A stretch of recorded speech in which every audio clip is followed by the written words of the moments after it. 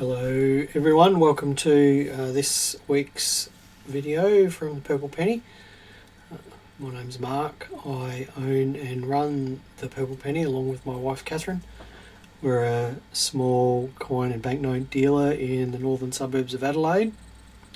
Been here for over 5 years, been doing these videos for about the same amount of time.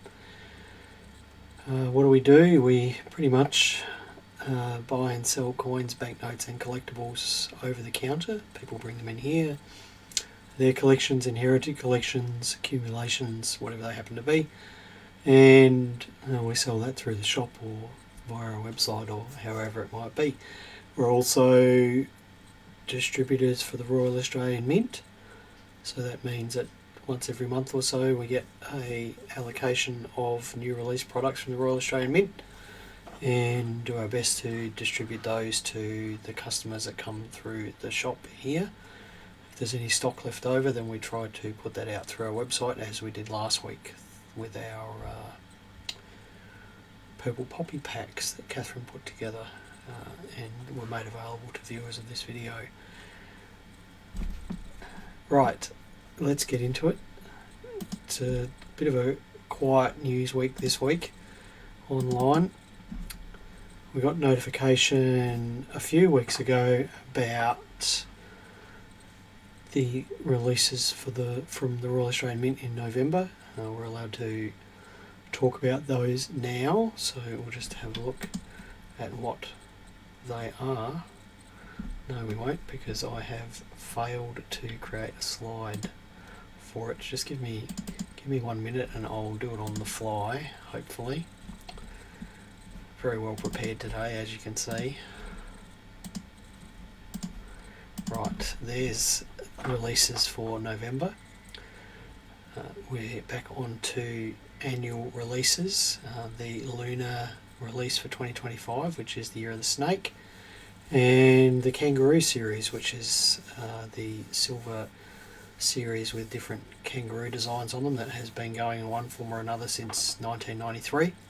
So the 2025 Lunar products that we'll have, at least, there's a 50-cent uncirculated tetradecagon, which is the 50-cent piece with 2 extra sides.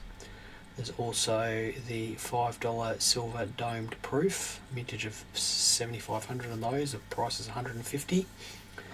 And the 2 coin $1 set in the hard plastic case, the mintage of 30,000 on those, and the release price of that is $35.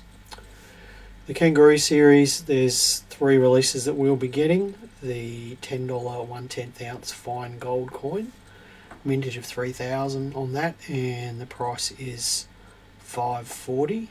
Interestingly, the price on that has changed since it was first announced. It was $5.10, now it's $5.40, and that's due to changes in the gold price, which I'll talk about a bit later.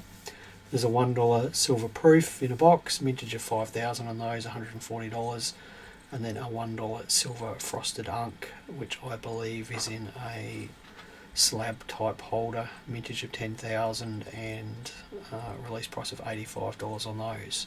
So that's the releases for November from the Royal Australian Mint. They'll be available on the 7th of November at 8 AM Adelaide time. Now, I don't know, I assume the Royal Australian Mint will be doing a ballot, and they'll have their phone lines and the Mint retail shop in Canberra available at those times as well. So if you are interested in any of those releases, good luck getting your hands on those. Right, we'll just say a few hellos before we continue to the next item. Let's go to the top of the list here. Hello Samantha, hello Patrick, Peter, Ted, Nathan, Charles, another Peter, Ray, Petra, David. David's watching. Hello David, I hope you are recovering. Gary, Alison and Carolyn. Hello everyone, thanks for saying hello and thanks for joining in today. The next item is about a large coin hoard that was found in the UK in 2019. It's called the Chew Valley Hoard, and according to some sources it could be the most valuable coin hoard ever found in the UK, but we'll just go with the most valuable Norman invasion era coin hoard ever found in the UK. It was found in the Chew Valley, which is near Bath, the ancient Roman city of Bath, and it includes 2,584 silver pennies, which all date in just before or just after the Norman Conquest. The Norman Conquest was, of course, the invasion by the Normans led by William the Conqueror in 1066, and all the coins pretty much are those of Harold, who was the king immediately before the Norman invasion, and King William, who was obviously the king afterwards because he won the war. 2,600 of those were found over a period of 5 days by a handful of metal detectorists.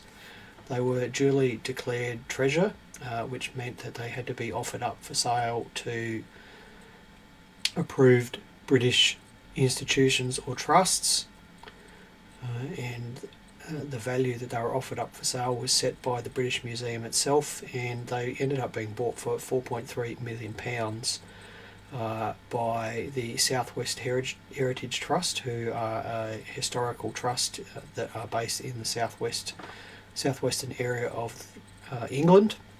And the $4.3 million came from the National Lottery, so it's interesting that some of the funds from the UK National Lottery go to heritage actions. The proceeds of the sale will be split 50-50 between the landowner, who has remained anonymous, and the five detectorists who found them. So each one of those detectorists has ended up with £300,000 for their efforts, and there's some news stories around actually interviewing a couple of those detectorists and the effect that the find has had on their lives. The coins are going to be on display in the British Museum at the end of November, just in a few weeks' time. I'd love to go over and have a look, but it's a bit far to go. And then the hoard will be split up and displayed in various museums around England, including some in the fabulous Roman Bath Museum in Bath itself. So pretty amazing find there, 2,600 silver Anglo-Saxon pennies and Norman pennies. Yeah, what an amazing thing to find.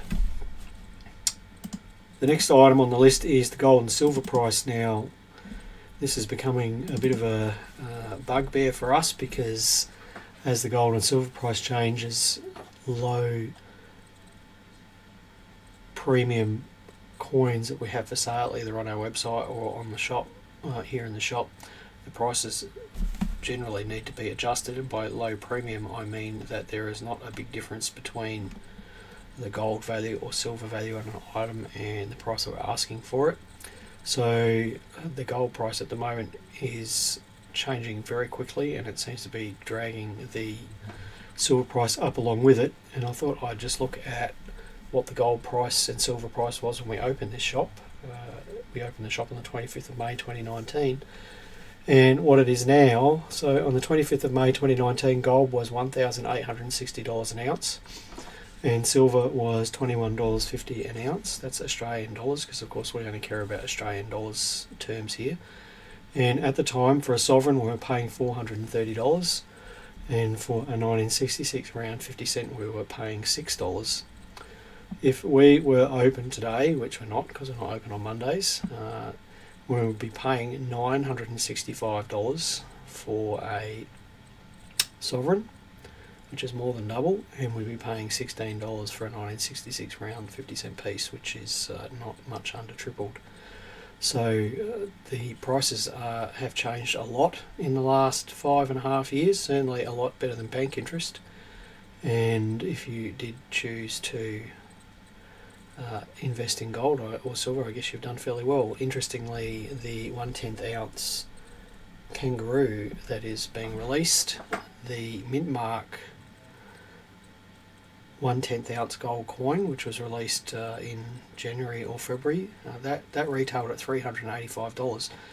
And here we are, just 8 or 9 months later, and you're looking at more than $150 more for a 1/10 ounce gold coin from the Royal Australian Mint. And that just shows you how much the precious metal price has changed just in the last 9 months. Quite remarkable.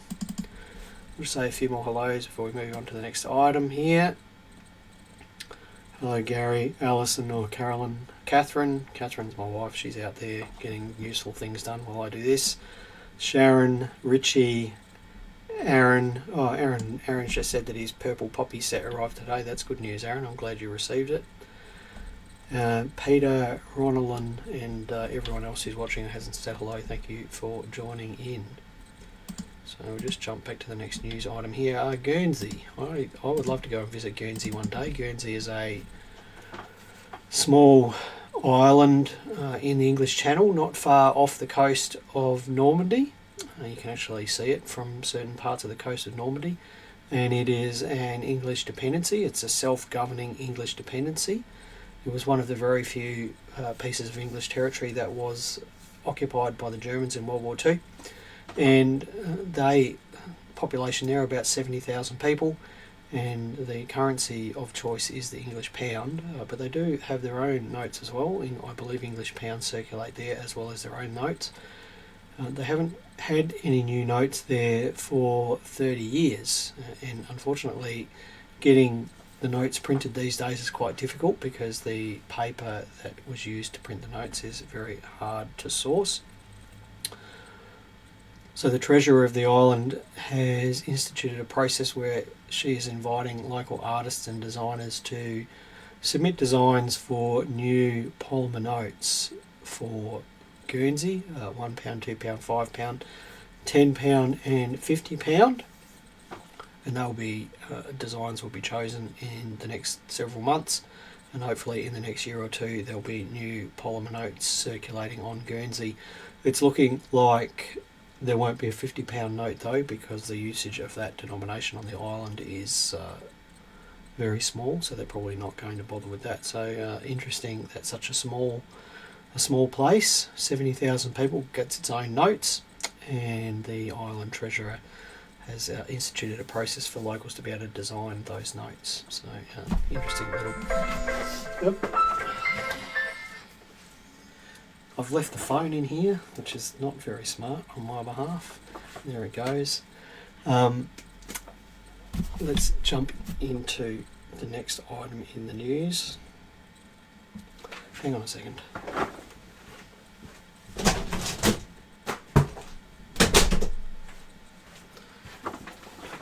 Goodbye phone. Let's just say a few more hellos to people here before we move on to the next item. Hello Todd, glad you got your set last week. That's your purple poppy set.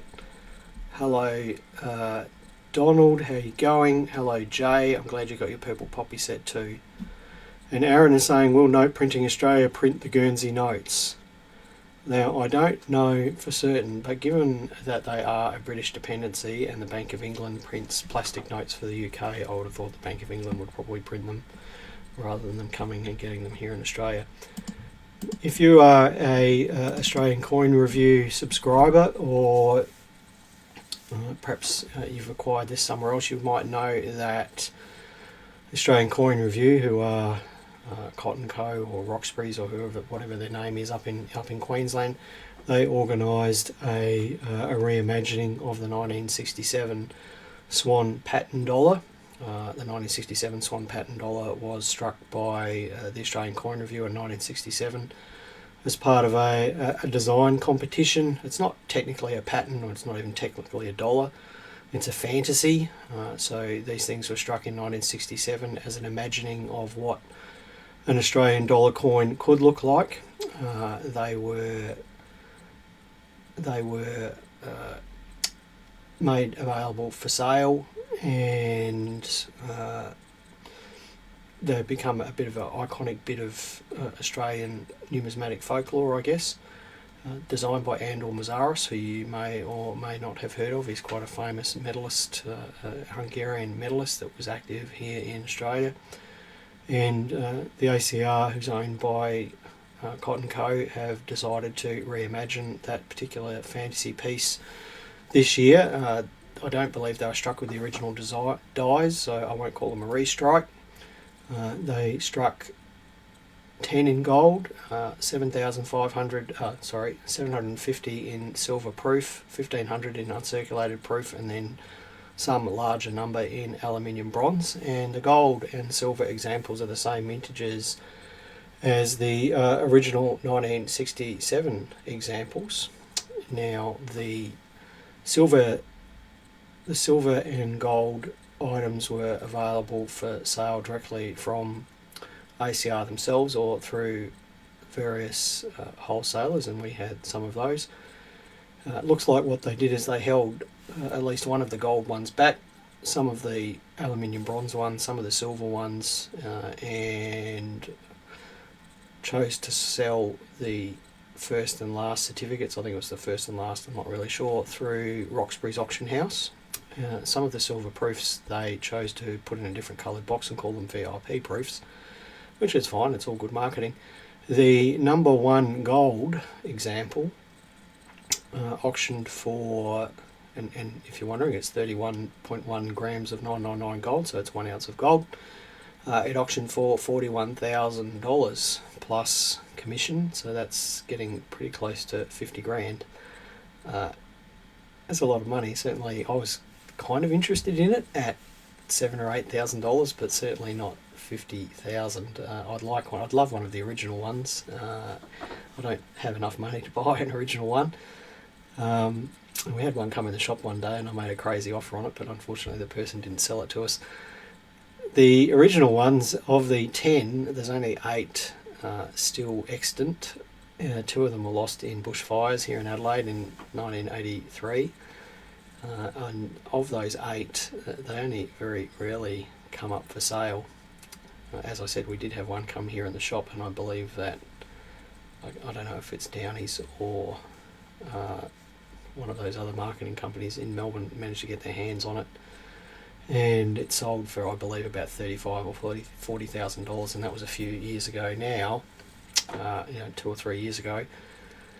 This new imagining of the fantasy dollar that was released just this year has exceeded that price, so I wonder the next time a real one comes up what it will go for, because there is no doubt a whole new group of collectors of these fantasies that now know that there are original ones and will no doubt want to get their hands on those. I do look forward with some interest in seeing what an original one got in gold goes for the next time one becomes available. A lot would be my suggestion. Now, what time are we?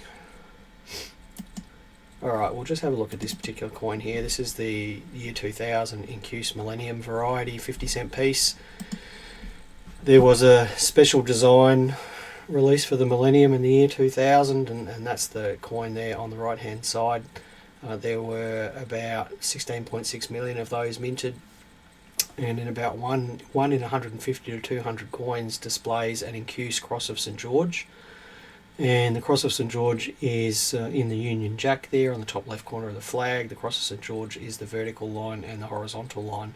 What do I mean by Incuse? I mean that those parts of the cross are actually sunk into the surface of the coin. On the normal coin, the cross is in relief, and that means it's level with the surface of the coin. It's believed that the variety was discovered in about 2006, and that goes back to a member of an old coin forum that we know, and he told us that he first saw a post about it in 2006. The first time that we know that it appeared in print was in Greg McDonald's 2007 coin and banknote catalogue. It's not just the Incuse flag that's a little bit different. The large Federation star is also different. The lower surface of the star is smooth on the Incuse variety, and it's rough on the normal relief variety. Now, I've never seen any confirmation of this, but it is generally believed that the mint was planning on having a coloured flag on the 50-cent piece in the uncirculated set, and they created a die specifically for that. And you might know that there is a coloured flag on this coin in the uncirculated set, but of course the whole flag is coloured rather than just the cross. And when it was decided that wasn't going to happen, the die that was created was used to strike circulation coins. So this is how this variety came about. it is quite a good variety to look out for. I've found a couple. I got one in my change from the supermarket one day, so they are around. And where does the 1 in 150 to 200 number come from? We've looked through, like whenever we get a hoard of Millennium 50-cent pieces that come through here, I always keep track of how many there are and how many we've found. So I'm quite confident that that number is pretty correct. What's it worth in average circulating condition? So, that's a coin that's been circulating since the year 2000. It might be worth $20 or $30. They can be quite valuable if they're uncirculated, up to several $100s for an uncirculated coin, but it would generally need to be PCGS graded to achieve those sorts of results.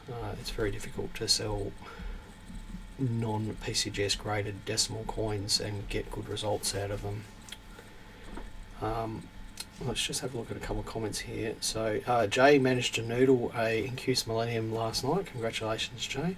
Peter says he was told about the coloured 50-cent piece in the uncirculated set by a Royal Australian Mint worker. Thank you for that, Peter. That's much appreciated. And Peter says that unfortunately RAM people don't like being quoted. I believe that. And Brad, hello Brad. How are you, mate? It's good to see you watching. Thank you for joining in. Hello Cam, and hello, I'm not even going to try and say that. Sorry, Chon. I'm not going to try and say your name, but I just did. Now, questions and answers. So the only question we got asked today really was by Patrick, and Patrick had seen an auction house. I think it's a local auction house here in Adelaide that had two 1930 pennies for sale, and he wanted to know about whether it was safe or not buying a 1930 penny at auction. Patrick, I think it very much depends on where you buy it from. I think if it's one of the big auction houses, one of the big established ones, Downey's, Nobles, Roxbury's, IAG, one of those big established ones, then I think you'll be alright buying directly from them. If it's a local auction house that doesn't specialise in coins, a disposal auction house or a general auction house that auctions everything, or even a big national general auction house that auctions all sorts of stuff, I would be super careful before buying from one of those. I've seen fake ones in small auction houses and fake ones in a huge national auction chain before. I've seen some fake ones there. So if you are going to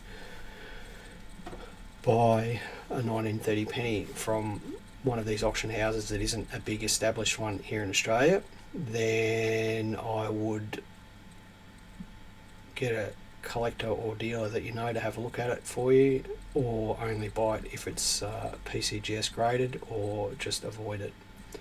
That's my suggestion about 1930 pennies. Todd says one full die run would be about 240k mintage. I don't think they get that many coins out of a 50-cent die, Todd. I believe it's about half that. So that's what I've been told. Now, Nathan, I did see your question and I have no idea. I've got to talk to Catherine about that. Nathan asked a really good question about a Prince Louis coin that's in some annual reports that I've never heard of, and I haven't had a chance to ask Catherine about it yet. So Nathan, I didn't overlook your question, I just haven't had a chance to look into it. That sort of research is not something I can do in the hour before we have the video in the mornings, unfortunately. I did have a few questions that people have asked me over the journey, and I thought I would just answer those if I can just overcome my technical problems here. Right. What's the worst thing about being a coin dealer? I guess there's probably two things. One is personally frustrating. We get such a volume of stuff coming through here that I just feel like the collector in us is despondent that we don't get to spend the time with things that we want to. We get beautiful collections coming in here, and I just want to sit with them and enjoy them and look at them and take them home and research them and things like that. And unfortunately, we don't have the time. And genuinely makes me sad when that happens. It genuinely makes me sad when I see something really lovely, and it's not necessarily something that I collect, but something that I know is hard to find or is exceptionally beautiful. You just want to enjoy it and all that sort of stuff, and unfortunately we just don't get the time. So that's one thing that bugs me. Probably the thing that really gets my goat the most is I guess when people come in here and they ask us questions. I mean, presumably people come in here with coins because we're a coin dealer, and presumably because they think we know things, but when they bring things in here and we don't agree with them is just the terrible reactions we get sometimes. You're quite entitled to your own opinions, but please don't come in here and argue with us. If you come in here and ask me about plumbing or something like that, I'll say I don't know, and you can argue with me all you like because I've got no idea. But if you come in here and ask us about coins, we do know a thing or two about them, then it's not really the right thing to do. And, if you don't like the answer here, just, move on. It's nothing more than that. We don't take anything personally about it, and you shouldn't either. So that's probably the thing that bugs me the most in here. Right, just have a look. We've just got some questions here. Peter says the worst thing is Mark and Catherine never have enough time to chat to me anymore. No, that's right, Peter. This is a 7-day-a-week job, and we can't. It's very difficult taking phone calls when we're open because it's busy. Unfortunately, we don't even get to answer the phone all the time when it's ringing here. It's quite disappointing sometimes. Samantha says, putting up with people who have seen something from a journalist and you are fielding questions and abuse. Yeah, well, that's the same. That's exactly what I'm saying, Samantha. It gets mighty frustrating some days. Now, what's the best thing about being a coin dealer? Well, there's two things there as well. One is the people. We've made lots of friends here, and you can be having a bad day, and when one of our regulars comes in, it always perks you up. Now, they're not friends that we see outside of the shop. We do keep our personal lives and our coin lives very much separated, but they are. We have many wonderful people in here, and when a lot of our regulars are coming in, because they come in the same time every week, and it gives you something to look forward to, and it really does brighten up your day when our regulars come in here. So I must thank you, all of our regulars that come in here and make this job as fun as it is. And of course the other thing is that when you're a coin collector, who doesn't want to be a coin dealer? It is great fun. You never know what's going to come in every day. Every day is a potential treasure hunt. Of course it isn't every day. Most days we don't see anything exciting, but you just never know what's going to come in, and it is really thrilling to hold really interesting and historical coins in your hands, and at least for a short time be able to own them and say that you were a very small part of their history. So that is really one of the great pleasures that we get out of this business. Next question that we get asked all the time: the difference between a proof and uncirculated coin.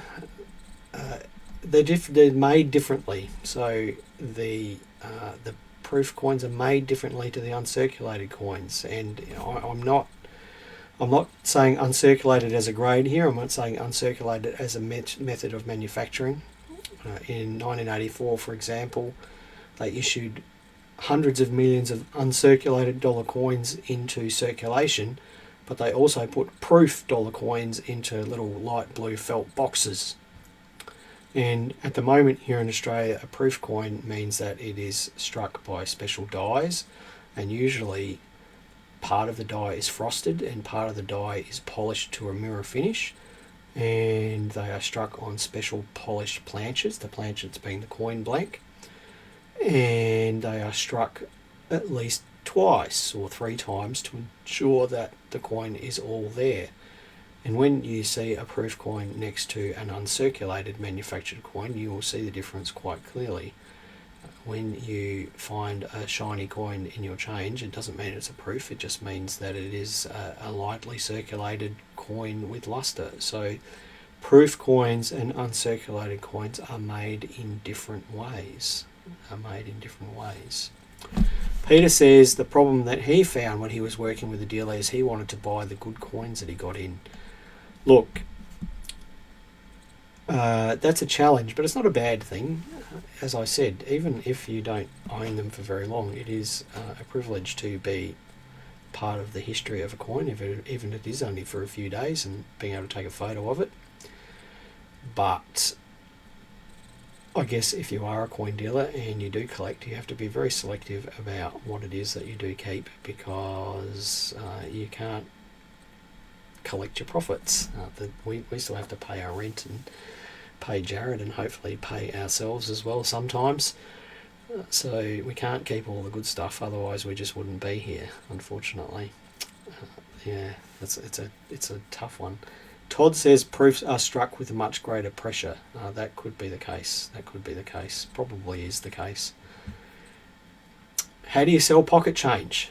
This is easily the most common question that we get asked here on the phone. I would say that 4 phone calls out of 5 relating to coins that people have found in their wallet or their purse or in the top drawer, done a quick Google and seen eBay sales results where things are very highly priced, or seen an article by a journalist suggesting that things are valuable. How do you sell pocket change? The answer is you can't. I mean, that's it at the end of the day, is you can't, because it is all very common. This week or last week, I think one of the common ones we got asked about was the 2005 end of World War II 20-cent piece. There must be some people on eBay that are selling those. Vintages over 20 million, you can't sell them. That's it. That's the simple question. You can't sell them. What are they worth? They're worth 20 cents. And I understand, and you know, we're upset for the people that bring those things in here, because the Google search results are useless. And I'm laying this all at the feet of Google here. If you do a search for many of these coins now, the Google search results focus on eBay listings first, because if someone clicks on one of those listings, eBay gets a cut of those results. And then they focus on news articles that have no basis in reality. The articles online that describe mintages of coins and real market values are just not visible anymore on the Google search results. So it's not your fault if you bring a coin in here thinking it's worth something and you're mistaken. It's not your fault, it's Google. So I do sympathise with people about that. But you can't sell your pocket change. That's it. You just can't, because all it is money. And where to get reliable value information from? Well, if you're coming to a coin dealer, presumably it's because you think that the coin dealer knows something, and most of the time, coin dealer is a good source of valuable information about what things are worth. They'll either tell you what they're happy to pay, or if it's something that they're not willing to buy, then they'll show you the Renix catalogue, and you can look at uncirculated prices in there. Catherine is very good at explaining the value of decimal coins with the Renix catalogue. I know I said eBay is terrible, but you can look at sold results on eBay and glean information from that. And if there's one result where a coin is selling for $50,000 and then everything else is selling for $2, it's worth $2. The $50,000 is an aberration, so just ignore those. You can look at sold results on eBay and glean some value information from there as well. Are phone apps any good for valuing? No, they're awful. They're just terrible. All the phone apps want you to do is buy the app and pay the subscription fee. You can't grade a coin with an app. You can't value a coin with an app. I know it's nice to think that maybe you could, and while being a coin dealer isn't a university course or anything like that, there is a bit of knowledge in our heads. We're certainly not doctors, and we're not mechanics, and we're not plumbers, but we do have a bit of knowledge in our heads, and we can't be replaced with a phone app. It's just not possible. So don't use phone apps for trying to glean values for things. Right, that's it. Thank you everyone for joining in today. It's been a good topic today. Next week, back to our usual our usual program. And if you've got any topics that you'd like us to talk about, please let us know what that is, and we'll do our best to talk about it. Samantha here is saying she'd like to learn about pre-decimal currency. Well, maybe we'll talk about that a bit next week, just to see if we can get some new pre-decimal collectors. That would be great. That's it for now. Happy collecting, everyone. Have a great day and have a great week, and we'll be back the same time next week. Bye for now.